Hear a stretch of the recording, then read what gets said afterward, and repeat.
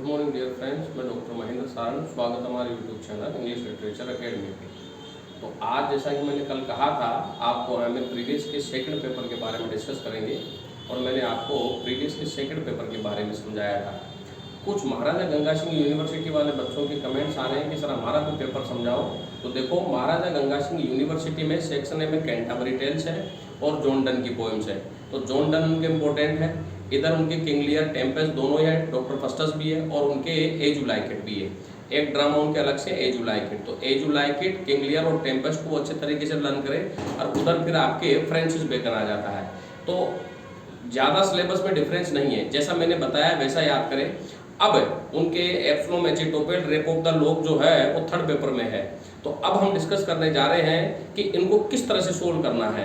तो specially RU के बच्चे और पंडित दीनदयाल वाले ब्रज यूनिवर्सिटी वाले बच्चे इसको विशेष रूप से देखें कि मैं आज के वीडियो में डिस्कस करने जा रहा हूं कि जो लॉन्ग क्वेश्चन है आपके हैं, एक तो किंग लियर का है, डेफिनेटली आएगा, टेम्पेस्ट में से डेफिनेटली आएगा, एप्सलोम और एचिटोपेल में से 101% आएगा, रेप ऑफ द लोक में से। आपको ये कहे कि डॉक्टर फस्टस में नहीं आएगा क्या? डॉक्टर फस्टस में भी आएगा, लेकिन मैं इन्हीं के बारे में डिस्कस करूंगा क्योंकि इनमें लिखने को बहुत बेटर है।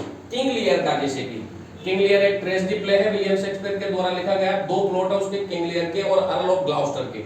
अब उसको किस तरह से करना है? किंग लियर में से कोई सा ही प्रश्न आए, आपको शुरुआत यहां से करनी है। राइटर के इंट्रोडक्शन, ड्रामा के इंट्रोडक्शन, थीम प्लॉट, प्लॉट में 2 प्लॉट लिखोगे, कैरेक्टर आप लिखोगे और फिर ट्रेजेडी, लियर के साथ क्या ट्रेजेडी हुई, कोर्डेलिया के साथ क्या रही, अर्ल ऑफ ग्लाउस्टर के साथ क्या रही, एडगर के साथ क्या ट्रेजेडी रही।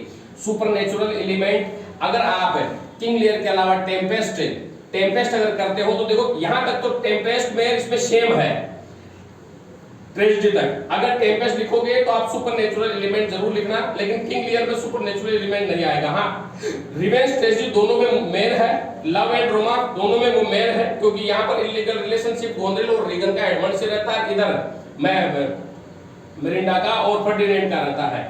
और यहाँ पे सटायर और 15th सेंचुरी पॉलिटिक्स पर इस पर सटायर किया गया है और mirror of 15th century culture है। दोनों के दोनों ड्रामा और कंक्लूजन लिखते हुए आप इसका क्रिटिकल कमेंट बताइए और क्रिटिकल कमेंट में ये बताने का प्रयास कीजिए कि ये किस थ्योरी पर बेस्ड है और इसको किस तरह से इसको ड्राफ्टेड किया गया है, इसका सोर्स क्या है। तो आप इस तरह से किंग लियर और टेम्पेस्ट का एक लॉन्ग क्वेश्चन आप बना सकते हो कम से कम 10 से 12 पॉइंट में, क्योंकि बच्चों के कमेंट्स आ रहे थे कि सर हमें आप पॉइंट पे लिख के समझाएं। तो इस तरह से आप इसको ड्राफ्टेड कर सकते हो।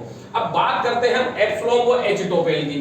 अब अगर मैं एप्सलोम व एचिटोपेल की बात करता हूं तो देखो, आपके राइटर के इंट्रोडक्शन, थीम प्लॉट के साथ साथ जो चीज ज्यादा पूछी जाए, मैं ये नहीं कर रहा आप इनका एक तड़का लगा सकते हो, लेकिन जो चीज ज्यादा पूछी जाए आप उसको ज्यादा वेरीफाई कीजिए। जैसे कि एप्सलोम, एचिटोपेल, किंग लियर, टेम्पेस्ट के बारे में मैंने लास्ट वीडियो में बताया था किस तरह के प्रश्न पूछे जा सकते हैं। अब एप्सलोम, एचिटोपेल को लेकर के आप पॉलिटिकल सटायर का क्वेश्चन पूछा जा सकता है।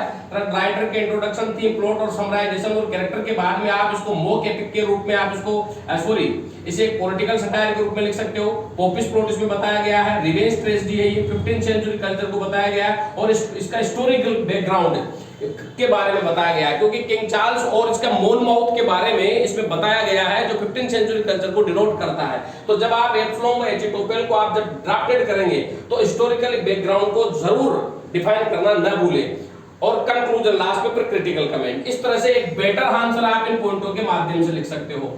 अगर मैं बात करता हूं रेप ऑफ द लोक की, तो रेप ऑफ द लोक में मॉक एपिक क्रिएशन है, बैडनेस ऑफ वुमन है और satire of woman theory, lustful attitude के बारे में आप जरूर लिखें।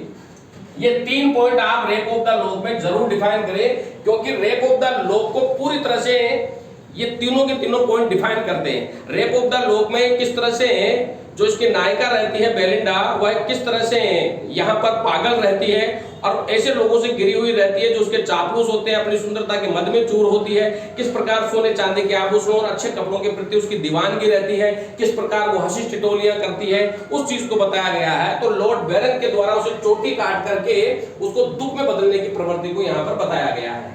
डन में से भी आपके क्वेश्चन आएगा, मैंने बताया था आपको डन का मेटाफिजिकल कोड का क्वेश्चन आ सकता है, लव एंड रोमांस का क्वेश्चन आ सकता है। तो जब आप डन के क्वेश्चन को लिखें तो थीम प्लॉट और समराइज के साथ साथ आप उसकी सोल में डिवाइन लव के बारे में जरूर लिखें। यूनिवर्सल ट्रूथ इन डन्स पोएम में क्या बताया गया है ये जरूर लिखें आप, और ग्रेट इमेजिनरी स्किल्स को बताया, क्योंकि डन की सारी कविताओं में ग्रेट इमेजिनरी ऑफ स्किल्स को बताया गया है यहाँ पे, चाहे वो डेफली ले लो, चाहे फोरबिडिंग मॉर्निंग ले लो, चाहे कैनोनाइजेशन ले लो, चाहे एक्सटेसी ले लो, चाहे रेलिक्यू ले लो, कोई सी भी ले लो, और इसका सोल ब्यूटी को या मेटाफिजिकल पोएट कैसे है ये, इसके बारे में इसको डिफाइन करते हुए लिखना है।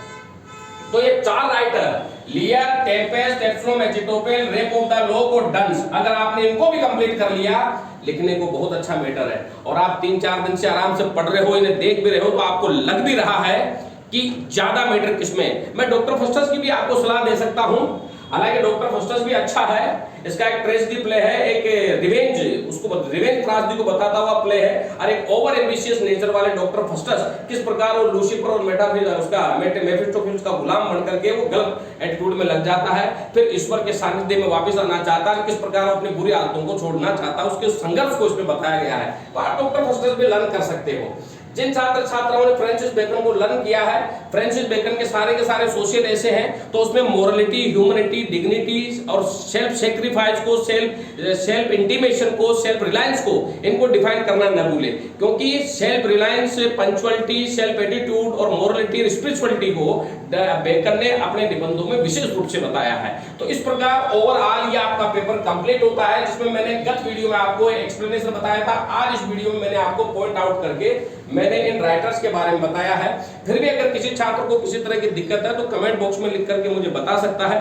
जिन भी छात्रों को नोट्स की जरूरत हो वो नोट्स प्राप्त कर सकता है, और किसी भी तरह की दिक्कत के लिए आप मुझे फोन करके बता सकते हैं। Thank you very much dear friends, बहुत बहुत धन्यवाद सभी का।